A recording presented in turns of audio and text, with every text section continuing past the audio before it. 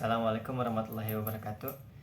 Perkenalkan, nama saya Muhammad Fahri Jairudin. Saya dari kelas MJ1A. Saya di sini akan membahas sebuah hacker yang berasal dari Indonesia yang bernama Jim Govedi. Jim Govedi, pria yang lahir di Lampung tanggal 28 Juni 1979. Ini adalah seorang pakar keamanan teknologi informasi atau hacker ternama asal Indonesia yang mempunyai reputasi kelas dunia. Dilansir dari itgit.com, pada tahun 1998 sampai 1999, setelah lulus SMA, Govedi menjalani kehidupan sebagai seniman grafis di Bandar Lampung. Awalnya, ia belajar tentang komputer dan internet secara otodidak hanya bermodal komputer dan internet. Sering-sering mengotak-atik program. Ternyata hal ini membuat Govedi merasa tertarik untuk mendalami lebih lanjut. Govedi pun mulai serius belajar tentang perkomputeran. Ia bisa belajar dari mana saja, termasuk dari chatting atau percakapan. Dari dunia internet inilah ia bisa tahu tentang masalah peretasan. Ia mulai belajar secara otodidak dan menelusuri ruang obrolan para peretas ternama di dunia. Dari obrolan tersebut, Govedi belajar segalanya termasuk tentang dunia sekuritas. Hacker Indonesia ini pun kemudian melakukan penelitian lebih lanjut tentang dunia peretasan. Ia melakukan riset selama 2 tahun lamanya. Usaha kerasnya ini pun tidak mengkhianati hasil. Namanya mencuat di kalangan sekuritas underground. Bahkan ia mampu membangun sistem operasi bernama FreeBSD dan OpenBSD.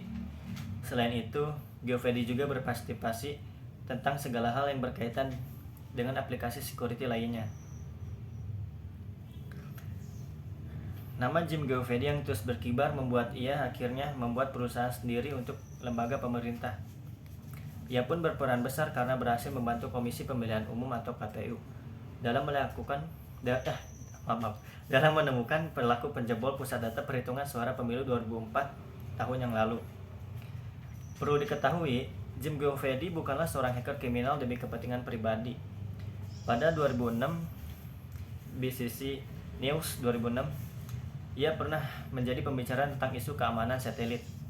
Dari hal tersebutlah Govedi mencoba untuk mempelajari sistem dan proses kerja yang akhirnya dia dapat menguasainya. Tidak hanya sekedar mengubah arah satelit, Jim